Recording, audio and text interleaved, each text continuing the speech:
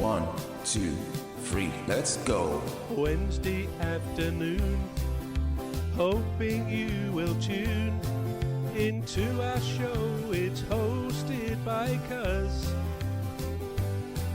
Welcome back to the Alien Spaceship Talkshow podcast. And in case you're just joining us, you're listening to the Alien Spaceship Talkshow podcast with Emmy Hikins and Trevor Gear. And my brother, Trevor. That up, so it was almost a bit weirder. And then a third president, James Monroe, also died 5 years later after the previous two, on the 4th of July in 1831. Death of presidents, President Kennedy. There's been all sorts of conspiratory theories about his death. You know, maybe there was more than one person, or Lee Harvey Oswald, the alleged killer. Perhaps it wasn't him, and so on. And my question to you, Cuz, is do you believe in any of the conspiracy theories? There's a lot of them about, aren't there? Do you believe any of them? There's got to be, there's got to be the probability of one of them being believable. Let's put it that way, because there's a lot of coincidences in the world that one of them is got to tally with something, and that's just some people might call it a chance, or some people might call it a coincidence. Some people might say it's carefully orchestrated. Some people, there can be different theories to actually want to back that event, the chances of that event happening. But what I was going to say before that was, I do think that if you've got a creative mind, you will have certain things that you will think about, and if you're crazy enough to write it down, it would mean something. I mean, look at David Bowie, the singer. He said something about the abilities of computer in the next, it was like a prediction of what the computer will, be able to, what humans will be able to achieve by using the computer. And look at what people are doing with the computer today. And that's a creative mind right there. He had the boldness to say, if he wasn't a creative mind, he didn't have the platform, and he didn't have the boldness to say it, it would have died with him. So I believe there's still people like that around. That have that ability to see what nobody else can see, and then say it. I don't know how it happens, but they say it. yeah, I know what you mean. But let me tell you this, what I think is another remarkable one. I've got this written down here. And it's this conspiracy, no, that's not the word, this coincidence is called the two Jims, right?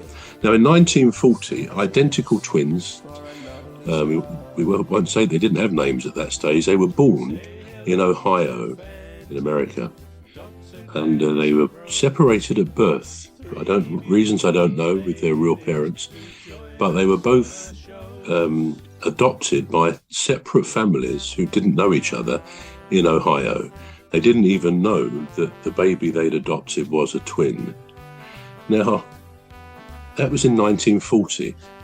The twins actually met for the first time, probably one of them looking up the other, any family members, etc. They met for the first time in 1979 when they were 39 years of age. Now, they're still alive. I think they're in their mid or late 80s now, but they're both still alive. Now, quite a remarkable set of circumstances here, of coincidences. Right, first of all, the families had no idea the other existed. They didn't know they were a twin. So I say that again. First of all, the families named them both Jim. They were known as Jim. One of them was Jim Lewis in his family. The other one was Jim Springer in his. And it turns out they had some remarkable similarities. as they grew up, they both were quite heavy drinkers. They both smoked, and they both smoked the same brand of cigarettes. Well, you may say that's neither here nor there.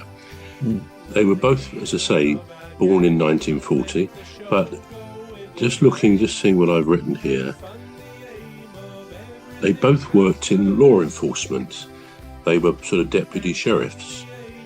They were, they used to take holidays, vacationed on the same Florida beach. They both drove a blue Chevrolet car. Both had a stepbrother called Larry. I mean, it gets more incredible, actually, but they both, this is the main things, really. They both married, and they both married somebody called Linda. They both divorced, and they both remarried, and both married somebody called Betty. And, I mean, the similarities, the coincidences just go on and on. And they had... We're going to take a short break now. We're back shortly. You've been listening to the Alien Spaceship Talk Show with Trevor Gear and Emmy Hikins. The Alien Spaceship Talk Show podcast is looking for sponsors. So join us. If you're a company out there looking to spread the word about the products and services you provide, please get in touch with Deepstuff Radio Podcast on info@deepstuffrecords.com, or to use the contact form on our website to contact us. Please visit radio.deepstuffrecords.com. Also, if you're looking to get involved on the Alien Spaceship Talk Show podcast, reach out via our Deepstuff Radio Facebook page. Thank you.